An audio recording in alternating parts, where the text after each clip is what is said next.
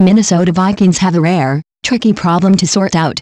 People always think a team can never have too much of a good thing. Most of the time that's true, but the Minnesota Vikings, it's a different case.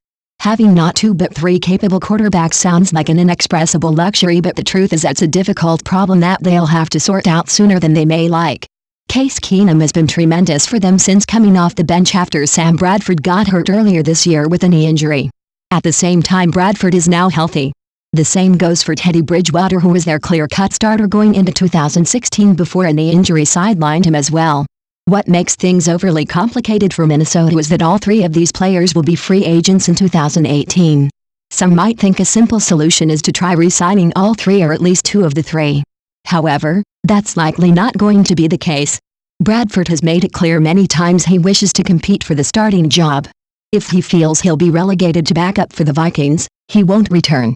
Bridgewater is still young and will no doubt have opportunities elsewhere too. Keenum has the hot hand and is only 29 years old. GM Rick Spielman and head coach Mike Zimmer must make a choice. In other words, the likelihood is the team brass will be forced to make a decision on one of them as their quarterback of the future. Do they ride the hot hand of Keenum, who seems to mesh so well with offensive coordinator Pat Shurmur? Do they go back to their former first-round pick Bridgewater, who led them to the playoffs in 2015 and went to a Pro Bowl?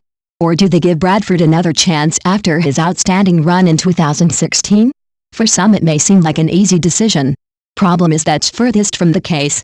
Whomever the Vikings choose, there's a good chance they'll lose the other two to other teams. In other words, they better be sure they make the right call. It could end up costing them a shot at a Super Bowl championship if they end up getting it wrong. Who will they choose?